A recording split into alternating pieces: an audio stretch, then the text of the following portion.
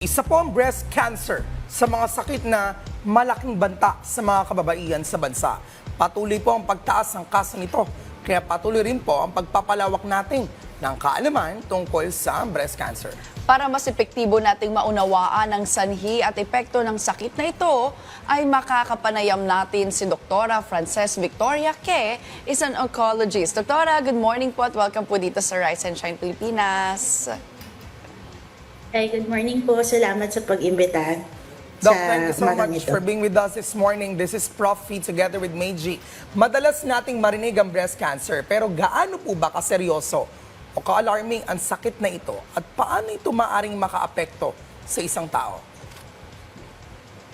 Seryoso ang breast cancer, no? Yun lang, pag nalaman natin ng maaga, nagagamot to at nalulunasan. Kaya lang, pag nahayaan po or hindi na agapan agad, ay pwedeng kumalat sa buong katawan at nakakamatay ito. So, seryoso siya at kung malaman no, na may bukol sa breast, kailangan pong mapatiknan to agad at mapagamot agad kung sakaling meron talaga. Doc, ano po ba yung mga karaniwang sintomas ng breast cancer na mas madali na pong mapapansin o maoobserbahan po ng ating mga ka-RSP, lalo na yung mga kababaihan? Siyempre, yung pinaka-common or kadalasan nakikita natin ay bukol sa suso. Maliban dito, may iba pa pong mga senyales or sintomas, no? Tulad ng pag-iba ng hugis o sukat ng suso, pangangapal, pamamaga, pamumula or pagsusugat, no? Or iritasyon at pagkakaroon ng mga parang dimples, no? Sa balat ng suso.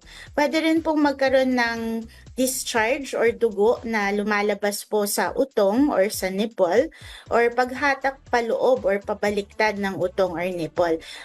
Pwede rin pong magkaroon ng pain or pananakit no, sa banda po ng suso. Alright, Doc, paano po ba ma-detect ng maaga ang breast cancer? May tinatawag tayong breast self-examination or BSE. Ano po ang tamang paraan na pagsasagawa nito bago magpatingin sa doktor kung sakali nangangamba sila na meron silang breast cancer? Importante po na meron tayong tinatawag na breast awareness. No? Lahat po ng babae, pag nag-reach po ng edad na 18 years old, ano, dapat alam natin kung ano ang normal at hindi. So, pag ganun po, Doc? no, ang Go ahead, Doc.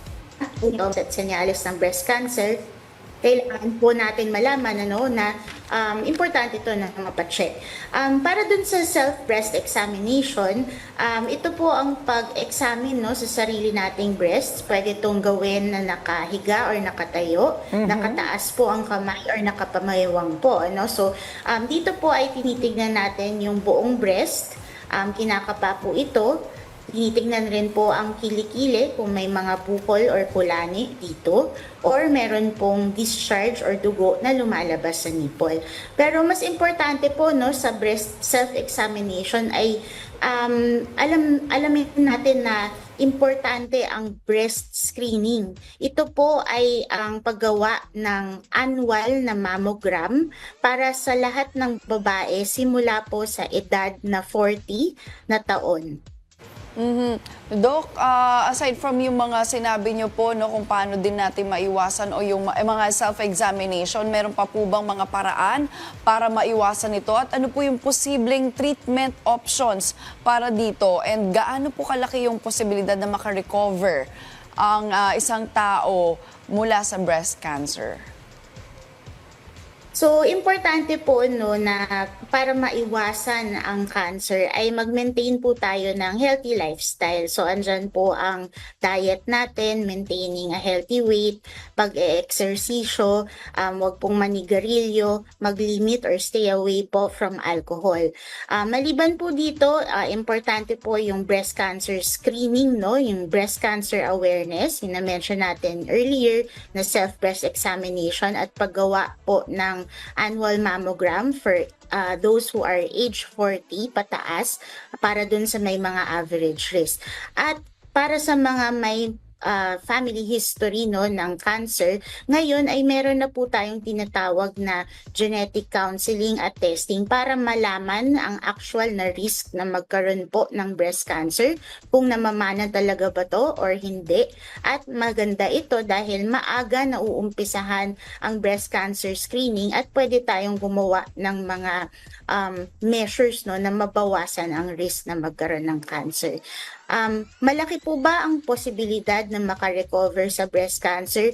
Yes, basta po ay naaagapan ito ng maaga. Alright, napakalaga pong usapin ito, lalo na ngayong buwan ay Breast Cancer Awareness Month. Maraming salamat po, Dr. Francis Victoria Ke, sa pagbahagi sa amin ng kaalaman patungkol po sa breast cancer. Thank you.